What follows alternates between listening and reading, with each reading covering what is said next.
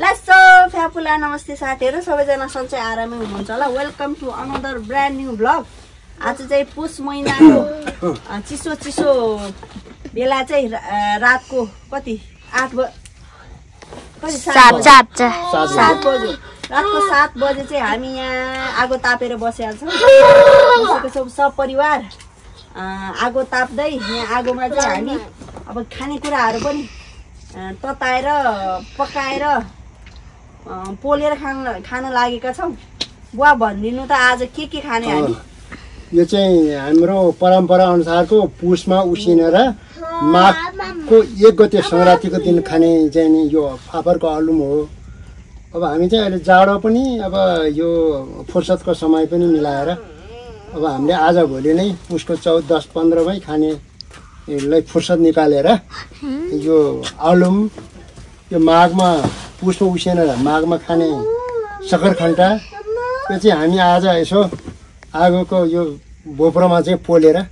खाँदाखेरि मिठो हुन्छ भन्ने सबैजनाले भन्नुभएको थियो र हामी पनि सधैँ खाएको। त्यसैले अब हामी चाहिँ यसो पोलेर खान लागेको छौँ हजुर। अब सबैले यसो तपाईहरुले पनि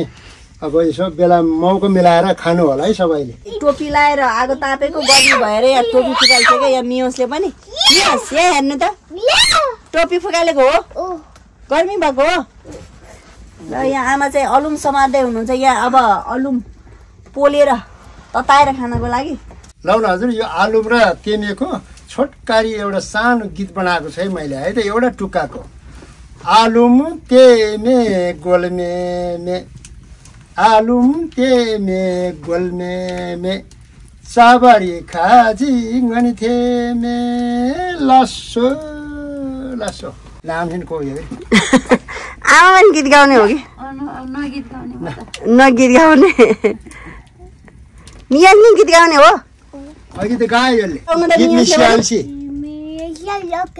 ओके ओके ओके ले अब यो चाहिँ सकरखण्डा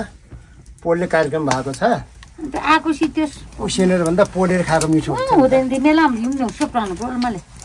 मिठो हुन्छ नि त फाबिदो ल यो डढेको मिठो हुन्छ के बुब्रो सुब्रो भन्दा नि यो डढेको मिठो हुन्छ त्यसैले मलाई डढेको मन मेदिन लाग्न फाबे निदिन चिया ल तपाईहरु पनि यो जाडोको समय मिलाएर नमोबुद्ध नगरपालिका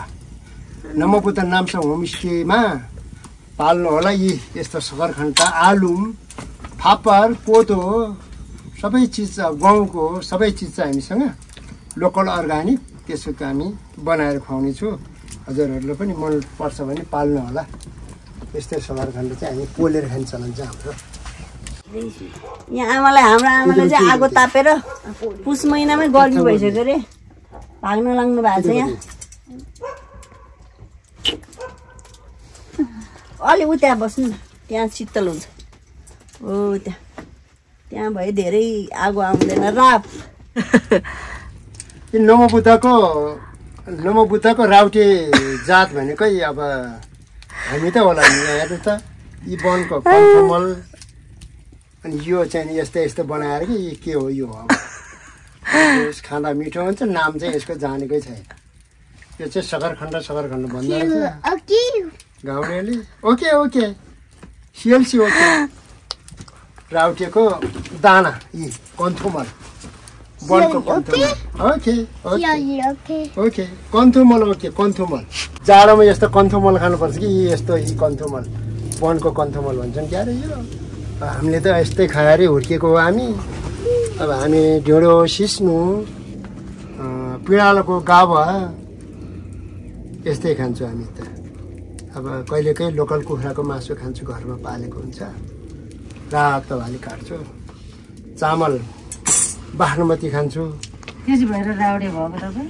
चामल बासमती खान्छु हामी यी पाखरा हेर्नु त यहाँ बजारेर काम गर्छु मिठै खान्छु मिठै लाउँछु। ल ल बुवा खाना सुन्नु गर्नुस् कन्दमूल 10 मिनट जतिमा पाक्दो रहेछ कि यो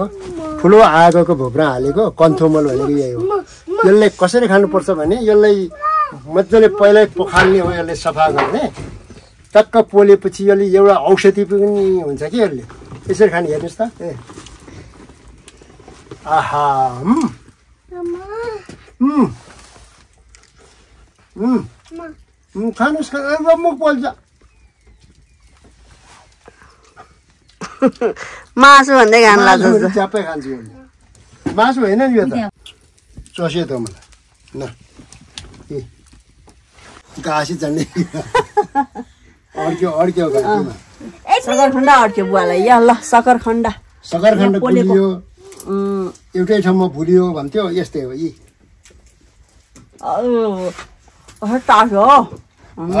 मिठो छ मिठो एकदम भेरी नाइस भेरी गुड खाने भनेको यस्तो यहाँ अघि सुत्ने कुरा गरेको यहाँ बोरामाथि सुत्न लाग्छ यो सियानी यहाँ सुतेको हो यही सुत्नु ल राति हस्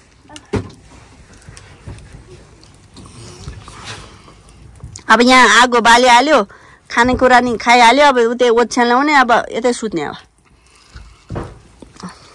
अरू पोल्दै हुनुहुन्छ सकरखण्ड कुनै त्यहाँ भाँडामा छ त्यहाँ अलुम चाहिँ तातेर कालो कालो डढी पनि सकेछ जति कानसान पिन्जे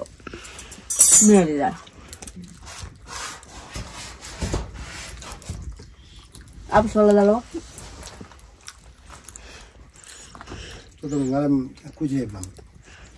चाहिँ आगोमा पोलेर सकरखण्ड अलुम सबै खाइसक्यौँ हामीले